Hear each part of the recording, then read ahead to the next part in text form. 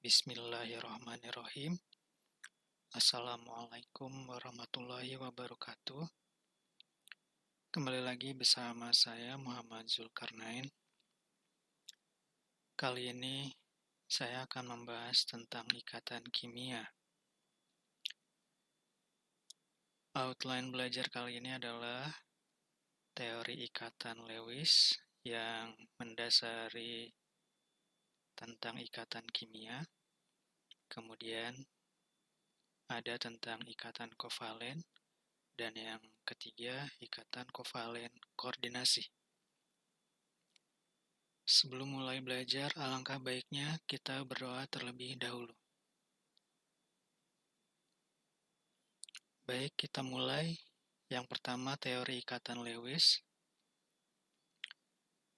Ada beberapa poin penting dalam ikatan Lewis. Pertama adalah pernyataan bahwa elektron valensi memiliki peranan penting dalam ikatan kimia. Mengenai elektron valensi, hal ini sudah dibahas pada pelajaran sebelumnya, jadi Anda harus mempelajari konfigurasi elektron dahulu untuk memahami teori ikatan Lewis. Saya ulas lagi apa itu elektron valensi. Elektron valensi adalah elektron terluar di konfigurasi elektron. Oke, menurut teori Lewis ada dua jenis ikatan ion dan kovalen. Kalau ikatan ion terbentuk berdasarkan serah terima elektron. Berarti ada yang menyerahkan dan ada yang menerima elektron. Jenis yang kedua, ikatan kovalen, yaitu yang terbentuk berdasarkan pemakaian bersama elektron. Jelas ya bedanya? Kalau ion terbentuk berdasarkan serah terima. Kalau kovalen berdasarkan pemakaian bersama elektronnya. Oke, ikatan kimia biasanya sesuai dengan aturan oktet, di mana valensinya setelah berikatan berjumlah 8, mirip dengan valensi gas mulia. Bagaimana tadi aturan oktet? Aturan oktet menjelaskan biasanya atom setelah berikatan valensinya menjadi semirip mungkin dengan gas mulia, yaitu 8. Makanya disebut aturan oktet. Kecuali untuk atom H biasanya sesuai aturan duplet, di mana valensinya sebisa mungkin menjadi 2 jumlah valensinya ya. Baik, kita lanjutkan. Tadi ikatan kimia ada dua jenis, ikatan ion dan kovalen. Ikatan ion biasanya terbentuk antara logam dengan non-logam. Logam yang memberi elektron dan non-logam yang menerima elektron. Kita lihat contohnya. Misal dalam garam dapur NaCl. NaCl dapat dikatakan terbentuk dari Na dan Cl, di mana Na memberikan satu elektron menjadi Na+, sedangkan Cl-nya menerima satu elektron menjadi Cl-. Nah, kenapa disebut ikatan? Karena antara Na+ dan Cl- atau antara ion positif dan ion negatif terjadi tarik-menarik. Kenapa tarik-menarik? Karena yang satu plus dan yang satu minus. Jadi, di antaranya terdapat gaya Coulomb. Kita lihat ikatan kovalen. Biasanya terbentuk antara sesama non-logam. Misalkan H dengan C, atau C dengan Cl, atau N dengan H gitu ya. Sesama non-logam. Oke, contohnya ini adalah molekul formaldehida, C H-nya 2, O-nya 1. C yang hitam, bola hitam, H bola putih, dan O bola merah. Di antara bola ini terdapat batang. Ini batang-batang inilah yang disebut atau yang mewakili ikatan kovalen. Di antara atom-atom ini terjadi sharing atau pemakaian bersama elektron. Setiap atomnya menarik elektron, atom yang ini juga menarik elektron, saling menarik sehingga membentuk ikatan, ya. Interaksinya cukup kuat. Jadi bisa dikatakan sebagai ikatan. Baik, sekarang kita bahas simbol Lewis unsur. Simbol unsur mewakili inti atom dan elektron kulit dalam. Misalnya C, berarti simbol C saja sudah mewakili inti atom dan elektron kulit dalam. Simbol titik mewakili elektron valensi. Kalau masih bingung nanti kita lihat contohnya. Oke, kemudian elektron valensi titik-titik tadi disebar di 4 domain. Contohnya karbon nomor 6, valensinya berarti 4. Ya. Maka 4 valensi tadi disebar di 4 domain serata mungkin. Sehingga gambar atau simbol Lewisnya adalah C dikelilingi oleh 4 titik yang tersebar merata. Contoh kedua, fosfor nomor 15 berarti valensinya 5. 5 valensi tadi disebar serata mungkin di 4 domain atau di 4 tempat, sehingga ada satu pasang elektron dan yang 3 lagi 111.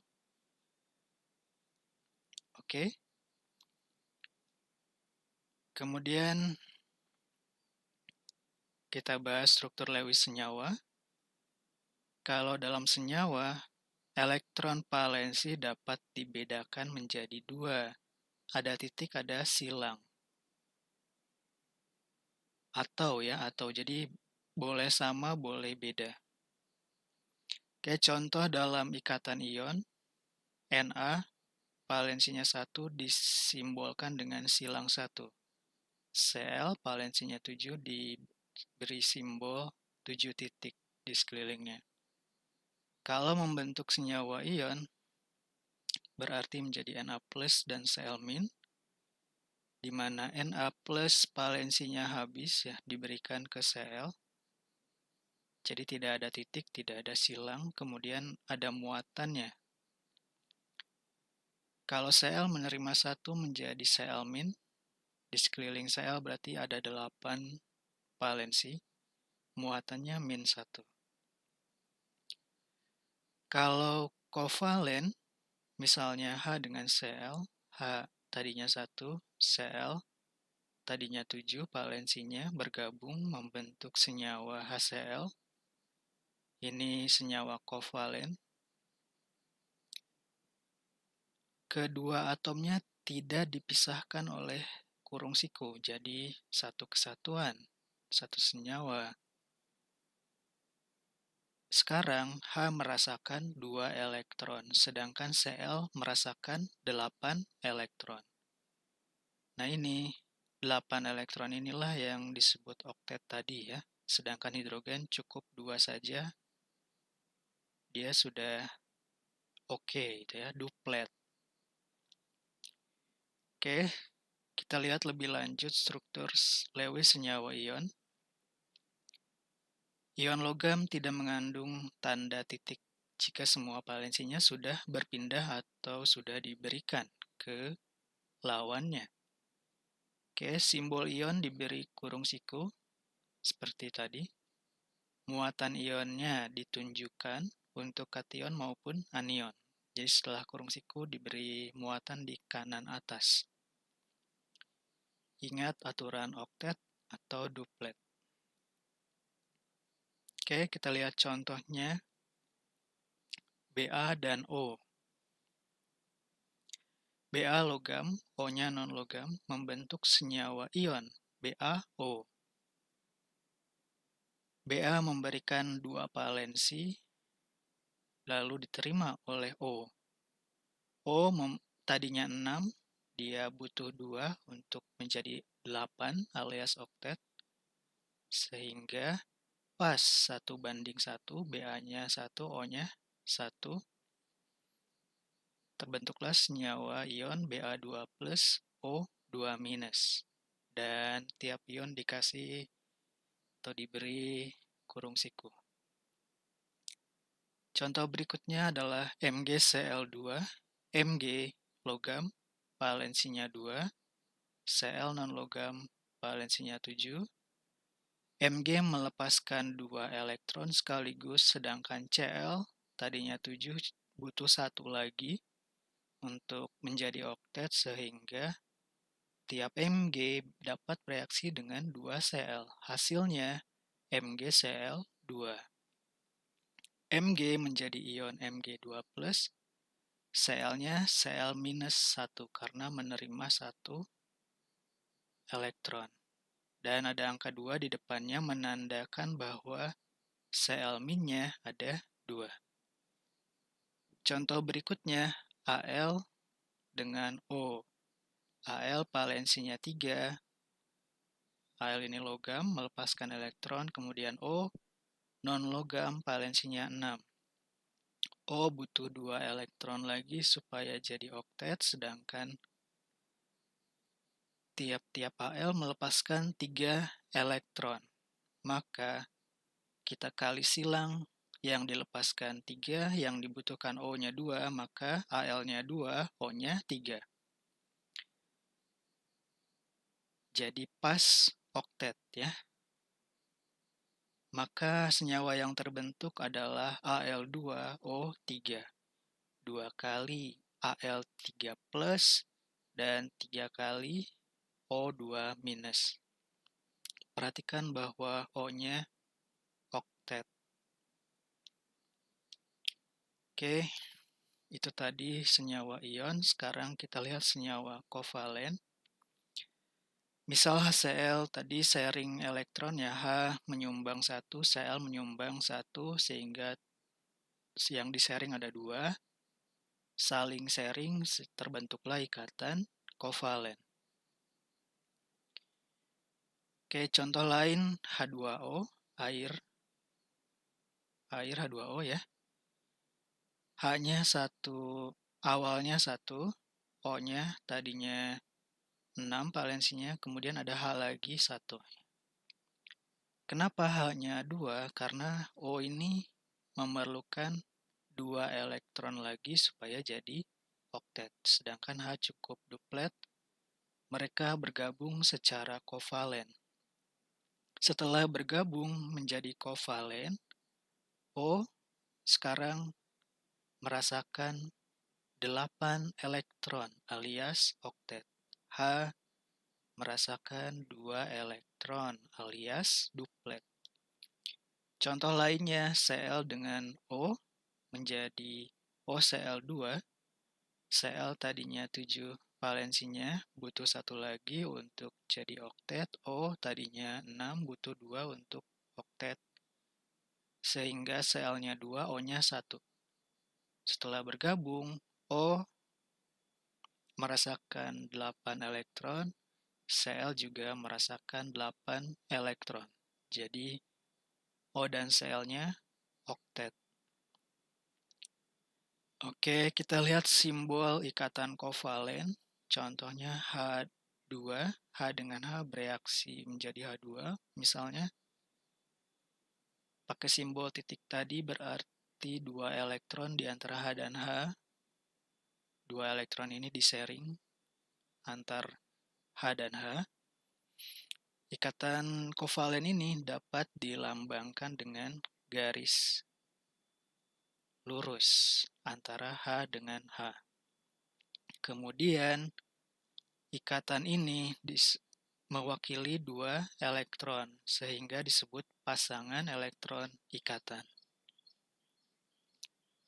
Contoh lain, Cl dengan Cl bergabung masing-masing menyumbang satu elektron, membentuk ikatan Cl-Cl.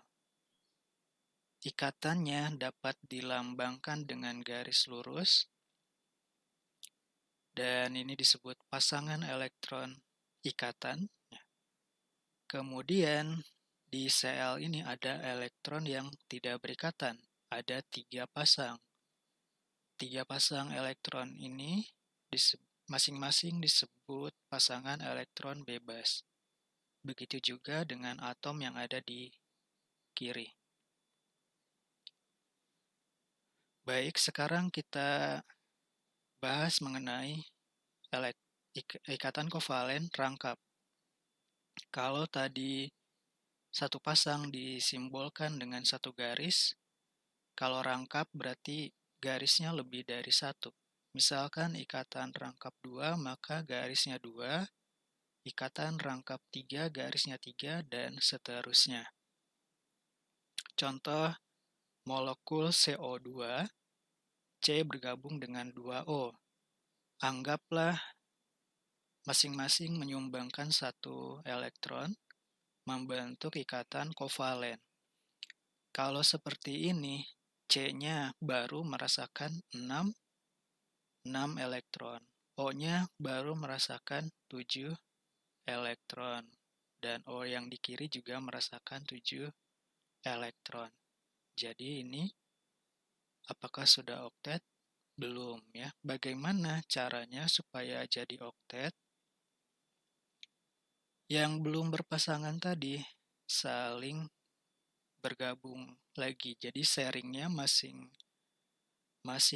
C dengan O kanan jadi 4, C dengan O kiri juga 4 sharingnya. Maka sekarang C merasakan 8 elektron, O juga merasakan 8 elektron. 4 elektron tadi yang di-sharing antar dua atom dapat digambarkan dengan dua garis lurus. Jadi C rangkap 2 dengan O yang kanan dan rangkap 2 dengan O yang kiri. Kemudian kita lihat contoh lain. N2 misalnya, molekul N2 yang ada di udara, gas nitrogen. Seandainya molekul ini terbentuk berdasarkan sharing 1 dan 1 elektron, masing-masing menyumbang 1. N yang kanan baru merasakan 6 elektron, N yang kiri baru merasakan 6 elektron. Maka ini belum oktet, sehingga perlu penataan lagi agar jadi oktet. Pasangan elektron yang belum berikatan ini dapat dipasangkan lagi, jadi masing-masing menyumbangkan 3 untuk berikatan, sehingga N yang di kanan menyumbangkan 8, sehingga N yang di kanan merasakan 8 elektron, dan N yang di kiri merasakan 8 elektron. Baik, sekarang kita bahas mengenai ikatan kovalen koordinasi. Apa bedanya dengan kovalen tadi? Kalau kovalen yang biasa tadi, tiap atom menyumbangkan elektron. Jadi sama-sama menyumbangkan elektron antara dua atom yang berikatan ya. Sedangkan dalam kovalen koordinasi, ikatan kovalennya terbentuk karena hanya salah satu pihak yang menyumbangkan pasangan elektron. Makanya disebut sebagai kovalen koordinasi. Contohnya NH4+. NH4+, ion ini mengandung ikatan kovalen koordinasi. Untuk memperjelasnya, kita lihat reaksi antara NH3 dengan HCl. NH3, N mengikat 3H, ini sudah oktet N-nya. Kemudian mengikat H+. H+ ini diikat berdasarkan ikatan kovalen, di mana dua elektron disumbangkan ke H atau berikatan dengan H, tapi H+ ini tidak menyumbang sharing elektron. Terbentuklah NH4+, di mana 3NH merupakan kovalen biasa dan satunya lagi kovalen koordinasi. Demikian pelajaran hari ini, semoga bermanfaat.